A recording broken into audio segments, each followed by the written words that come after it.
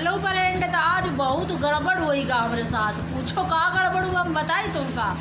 हम गए नया सब्जी मंडी, पता का बा सब्जी मंडी गए न भैया, हमका मिली 50 का नोट। फटही सब्जी वाले ने वापस कर दी।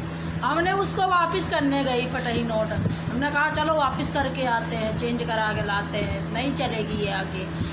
और जब चेंज कराने गए भैया, एक बिहारी बाबू खड़े थे मेरे पीछे, और हमें पता नहीं चला कि ये बिहारी बाबू खड़े हैं। पीछे कौन खड़ा, बिजली का खंभा भी मेरे पीछे था।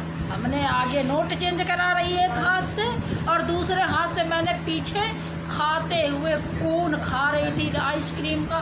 भैया हाथ में खूब सारा लगा था, हमें नहीं पता चला। मुझे लगा खंभा है, ऐसे करके पोंछने लगी भैया उनके सारा, उनके कमर में मैंने पोंछ दिया।